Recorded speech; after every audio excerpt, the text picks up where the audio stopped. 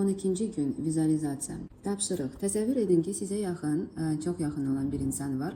Onu hər gün görürsünüz. Bu ailə üzvünüz ola bilər, rəfiqəniz, əriniz, arvadınız və ya məsələn ananız. İndi bu insanı evinizin girişində, qapının yanında təsəvvür edin. O arada dayanıb. Gözlərinizi yumun və fikrən ona tərəf gedin. Bu insanın üzünə baxın. Nə edir, nə deyir, sizə necə baxır. İndi isə iradə gücü ilə şüurlu şəkildə təsəvvür edin ki, bu insan birbaşa gözlərinizin içinə baxır və sizə deyir: "Mən səni sevirəm." Onun gözlərindəki enerjini hiss edin. Gözlərinin rəngi nədir? Üz ifadəsi necədir? Burnuna baxın, dodaqlarına baxın, saçlarına. Görün ki, dodaqları tərpənməyə başlayır və siz onun səsini eşidirsiniz.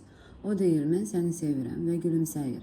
Bu vizuallaşdırmadır və bu vizuallaşdırma iradə gücü ilə edildi. Siz iradənizin köməyi ilə elə bir vəziyyət yaratdınız ki, sizə çox tanış olan bir insan real həyatda bəlkə də adətən etmədiyi bir şeyi edir. Ola bilər ki, bu insan hər gün gözlərinizin içinə baxıb səni sevirəm demir. Amma iradə gücü ilə biz istədiyimiz mənzərəni yarada bilərik. Məhz bu cürdə vizuallaşdırmada hərəkət etməliyik. Biz iradə gücü ilə lazım olan şəkli, lazım olan şəraiti, lazım olan reaksiyanı, lazım olan sözləri, başqa insanların lazım olan sözlərini, yəni nə istəyirik qarşımızdakı insana hansı sözləri desin, onun və reaksiyalarını yaratmalıyıq vizualizasiyada. Vizuallaşdırmanın da əsas mahiyyəti məsələ budur. Bu müddət ərzində siz gözlərinizi yumursunuz, özünüzü vəziyyətin içində təsəvvür edirsiniz. Orada müəyyən hərəkətlər edirsiniz, hadisələri görürsünüz, insanların sizə olan davranışlarını görürsünüz, yaradırsınız, hansı nailiyyətlər əldə edirsiniz, nəsə edirsiniz. Bu görüntü canlı olmalıdır.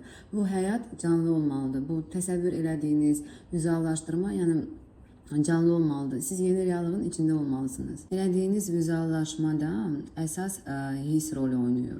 Bu reallıq elə indi, burada və indi baş vermiş kimi hiss olunmalı. Yəni ki, siz vizuallaşdırırsınız, amma ki, hiss eləməlisiniz ki, bu olanlar indi bu anda baş verir. Sanki hər şey məhz bu an olur. Təsəvvür elədiyiniz vizuallaşdırma rəngli, real, hiss olunan olmalıdır. Bəlkə də bəzi detallara aydın görməyəcəksiniz. Bu normaldır, amma istəsəniz dayana bilərsiniz, diqqəti detallara yönəldə bilərsiniz. Məsələn, öncəki vizuallaşdırmada insanı təsəvvür etdik, gözlərinə fokuslandıq, dodaqlarına fokuslandıq. Eyni şeyi gələcək vizuallaşdırmalarda da edə bilərsiniz. Əgər vizuallaşdırmada pul iştirak edirsə, pulu aldığınızı təsəvvür edin. Onu hər tərəfdən nəzərdən keçirin, detallara baxın, sonra görüntünü davam etdirin. Yəni bu prosesdə istədiyiniz yerə fokuslana bilərsiniz, sonra fokusdan çıxa bilərsiniz, yenidən başqa yerə yönəldə bilərsiniz diqqətinizi. Bu yuxu kimi bir şeydir bu proses. Siz vizuallaşdırmaya girəndə rejissor ola bilərsiniz, yuxarıdan baxa bilərsiniz, müxtəlif bucaqlardan baxa bilərsiniz, hadisənin içində olub dialoqlarda birbaşa iştirak edə bilərsiniz. Əsas odur ki, siz canlı şəkildə, daxildən, burada və indi bu reallığı yaşayırsınız. Yəni gözünüzü yumursunuz, başlayırsınız vizuallaşdırmağa, prosesa. Canlı şəkildə, yəni indi bu anda hiss eləməlisiniz ki, istədiyiniz şeyə nail olmusunuz, istədiyiniz nəticəni almışsınız, istədiyiniz şey sizdədir, nəticələr sizdədir. Bir sözlə vizuallaşdırma adi həyat qədər real olmalıdır. Yəni siz bədəninizi eyni dərəcədə hiss etməlisiniz, havanı hiss etməlisiniz, qoxuları duymalısınız, mənzərəni gözlərinizlə görməlisiniz, səsləri eşitməlisiniz. Vizuallaşdırmada ən vacib şey emosiyalardır. Bu həqiqətən çox önəmlidir. Sadəcə hadisələri kənardan izlədiyiniz, əgər izləyirsinizsə vizuallaşdırmada emosiyasız, bir sözlə quru vizuallaşdırma çox da yaxşı işləmir. Çoxdan müşahidə olunub ki, kogerent ağıl və kogerent ürək çox vacibdir. Bu nə deməkdir? Kogerent ağıl nədir? Bu deməkdir ki, siz hazırda bir vəziyyətdəsiniz, diqqətiniz tam oradadır, fikirləriniz bir nöqtəyə yönəlib, başqa şeylər haqqında düşünmürsünüz. Məsələn, axşam nə bişirəcəyinizi, sabaha pulun çatıb-çatmayacağını, başqa gündəlik qayğıları düşünmürsünüz. Siz tam şəkildə 15 dəqiqə boyunca yalnız bu vəziyyətin içindəsiniz. Bu kogerent ağıl adlanır. Yəni 15 dəqiqə fokus saxlanılmalıdır. Diqqət bir hadisənin üzərində qalmalıdır. Əgər fikirləriniz yayınırsa, vizuallaşdırmadan çıxıb başqa şeylər düşünməyə başlayırsınızsa, sadəcə yenidən geri qaytarın, ağlı yenə o səhnəyə yönəldin. Bu bacarıq dərhal yox, tədricən, təcrübə ilə formalaşır. Kogerent ürək, yəni siz ürəyinizi prosesə buraxmalısınız. Gördüyünüz vəziyyətlə uyğun olan emosiyaları yaşamağa başlamalısınız. Yəni siz vizuallaşdırırsınız, kartinalar, şəkillər gözünüzün önünə gəlir, canlandırırsınız, siz bu situasiyanın içindəsiniz. Siz istədiyinizi artıq almışsınız. Bu sizə böyük xoşbəxtlik gətirir. sevinç hiss edirsiniz. Daxildə hiss edirsiniz ki, sizə nə qədər yaxşıdır, nə qədər şanslısınız. Siz başlayanda hissləri yaşamağa, xoş hissləri. Demək ki, ürək də uje bu prosesə qoşulub. Yəni siz anlayırsınız ki, istədiyinizi artıq almısınız. Bu sizə böyük xoşbəxtlik gətirir. Sevinç hiss edirsiniz. Daxildə hiss edirsiniz ki, sizə nə qədər yaxşıdır, nə qədər şanslısınız.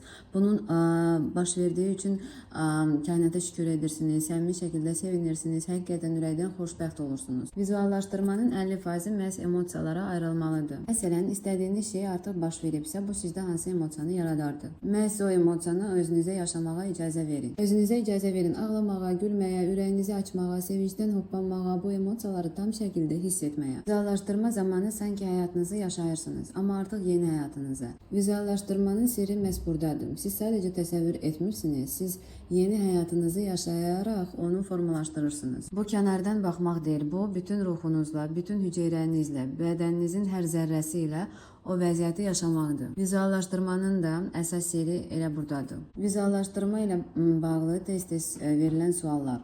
Adətən belə olur.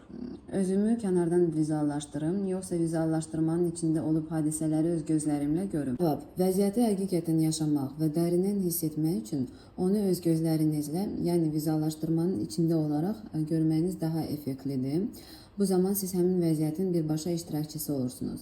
Amma eyni zamanda bəzən özünüzdən biraz kənara çəkilib, özünüzə, vəziyyətə kənardan baxa bilərsiniz. Daha sonra yenidən özünüzün içinə qayıdın və vəziyyətdə aktiv şəkildə iştirak edin. Bu keçidlər normaldır və prosesə mane olmur.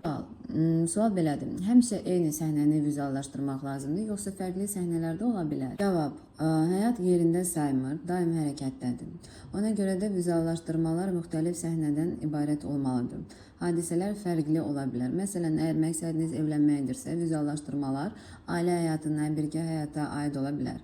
Siz fərqli səhnələri təsəvvür edə bilərsiniz. Birlikdə istirahətə getdiyiniz anlar, axşamları bir yerdə keçirdiyiniz vaxtlar, valideynlərə birlikdə qonaq getdiyiniz günlər. Bunların hamısı sizin yeni həyatınızın fərqli epizodlarıdır. Əsas məsələ yeni həyatınızı yaşamaqdır. Mən artıq yeniyəm, yeni mənəm hissində olmaqdır. Hissi ilə yaşamaqdır. Yeni həyatınızı hər tərəfdən tam şəkildə, bütünlüklə yaşayın. Yeni həyatınızda xoşbəxt olun. Arnold Schwarzeneggerin vizuallaşdırma nümunəsi. Bodybuilding yarışlarındakı çıxışları ilə bağlı Arnold Schwarzeneggerin necə vizuallaşdırma etdiyinə baxaq. Arnold özünü səhnədə kənardan baxan kimi təsəvvür etmirdi. Çünki insan səhnədə dayananda özünü kənardan görmür. O vizuallaşdırmada səhnənin içində idi. O nə edirdi? O səhnədə dururdu. Qarşısında münsiflər heyətini görürdü. Zalı görürdü öz gözləri ilə. Zalın gürültülü alqışlarını eşidirdi. Qalibin adını elan edən səsi eşidirdi. Qalib Arnold Schwarzenegger bunu eşidirdi.